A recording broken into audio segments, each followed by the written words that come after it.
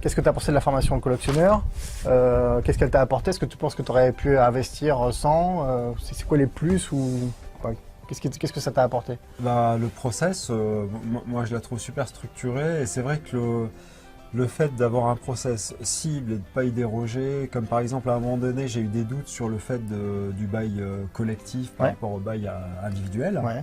Et c'est vrai que j'ai un peu échangé avec toi et tu m'as dit bail collectif et vas-y fonce. Et puis j'ai trouvé une agence qui savait gérer ce genre de bail, puis ça a posé aucun problème. Alors que c'était une des appréhensions que j'avais. Je ne savais pas si les locataires allaient être bloqués par rapport à ça.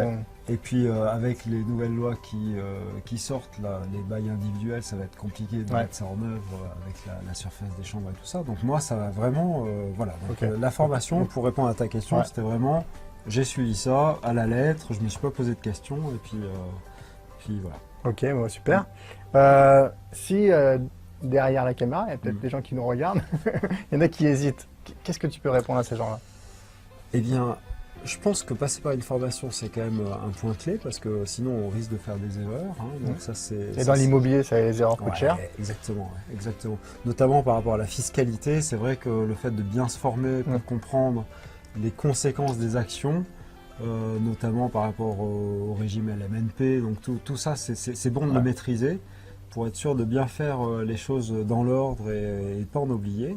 Donc se former et puis après y aller et pas procrastiner. Et puis, c'est ça, passer à l'action. Passer à l'action, je pense que c'est un des meilleurs conseils qu'on peut donner à ceux qui hésitent à se lancer. C'est que une fois une formation effectuée, il faut y aller. Et puis de toute façon, c'est jamais parfait du premier coup. Et puis c'est en faisant qu'on s'améliore. Effectivement. C'est en faisant qu'on s'améliore, c'est sûr.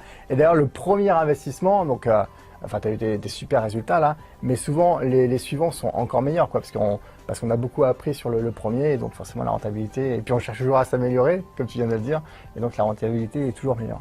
C'est vrai que le fait de faire un petit projet au départ, pour se mettre en confiance, pour justement, quitte à faire des heures, qu'elle coûte pas trop cher, avant de faire un trop gros projet, je pense que c'est une bonne chose. C'est ce que je préconise, au moins pour se faire la main. Et puis... Parce que c'est vrai que du coup, si on fait une erreur, ça fait qu'une erreur, alors que si on fait 4 projets en parallèle, ça fait x4. C'est ça. En l'occurrence, ça peut coûter cher. Ok, bon, et puis il y a les erreurs qui coûtent cher, mais il y a aussi ce que tu as dit, tu avais gagné 20 000 € sur la négociation, donc là aussi, du coup, je pense que la formation était très vite amortie. C'est vrai que le fait de dire que la bonne affaire se fait à l'achat, ça me paraît une évidence.